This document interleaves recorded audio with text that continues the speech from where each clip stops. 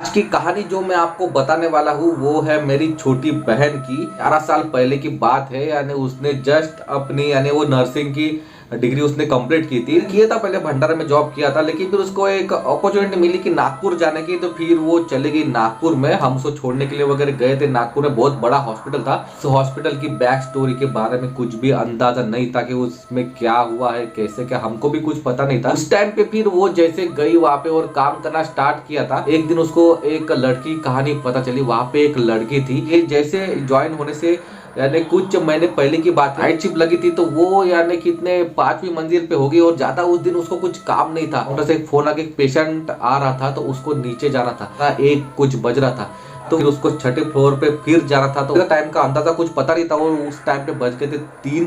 तो 3 बजने के बाद वो चली गई लिफ्ट में और floor, 3rd floor, 5th floor, 6th floor पे लिफ्ट रुकी नहीं। वो सीधा चली गई 7th फ्लोर पे। उसका दरवाजा ऑटोमेटिक खुल गया और ऑटोमेटिक बंद हो गया। वहां बाहर कोई नहीं, कुछ नहीं, ऑटोमेटिक वो चले गई 7, 8, 9, 10 और फिर एकदम से वो फ्लोर और नीचे 6 फ्लोर पे आके वो चले गई 13 फ्लोर पे। अगले दिन फिर सुबह उसको 13 फ्लोर पे उसको पाया गया। यानी एक बेड के पास वो बैठी थी। यानी उसकी तबीयत बहुत ही खराब हो गई थी। उसको पता नहीं क्या दिखा क्या नहीं दिखा, तो वो वहां पे एकदम से बैठ गई थी। उस टाइम पे फिर वो समय बीतते गया। फिर उसकी भी नाइट शिफ्ट चालू हो गई। स्टार्टिंग में तो उसको नाइट शिफ्ट नहीं दी थी, लेकिन फिर उसकी नाइट शिफ्ट जब चालू हो गई, ज्यादा नाइट करने की आदत नहीं थी और इसलिए फिर वो थोड़ी देर तक सो गई थी। लेकिन फिर रात को फिर वैसे हुआ, एक पेशेंट आया। उसके बाद जैसे फिर वो काम होने के बाद उसको भी टाइम का अंदाजा नहीं, सेम चीजें उसके साथ हो रही थी। उसको पता भी नहीं था कि ये चीजें मेरे साथ हो रही है, लेकिन इसके साथ कुछ ऐसा हुआ कि आप सोच भी नहीं सकते। और कितनी वो डर गई होगी, इस बात का अंदाजा आप अभी लगा दीजिए। जैसे ही वो गई लिफ्ट के पास, वो डायरेक्ट 13 फ्लोर पे चली गई। उसका लिफ्ट का दरवाजा खुला, ऑटोमेटिक बंद हो गया। और सोचिए रात के 3 बजे है 13 फ्लोर पे, जिसने वो कहानी ऑलरेडी सुनी है कि उस लड़के के साथ क्या हुआ, और वो लिफ्ट चली गई 13 फ्लोर पे, दरवाजा खुला और बंद हो गया।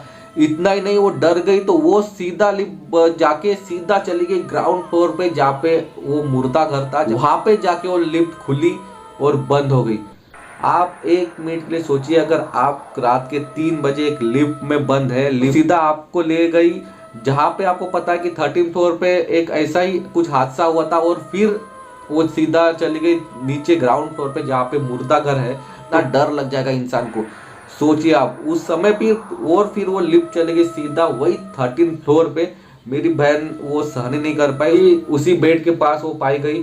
क्या हुआ क्या नहीं उसको कुछ याद नहीं। उसके बाद क्या हुआ क्या नहीं, वो उसकी तबीयत बहुत ही ज्यादा खराब हो गई। दूसरे दिन हम चले गए सब लोग उसको लेके आ गए। उसके बाद उसने कभी भी हॉस्पिटल में या और कभी भी किसी भी इसमें उसने काम ही नहीं किया। यानी इतनी ज्यादा वो उस चीज से यानी वो उसका डर उसके दिमाग में बैठ गया था। यानी ये एक सच्ची घटना है, वो भी मेरी बहन की।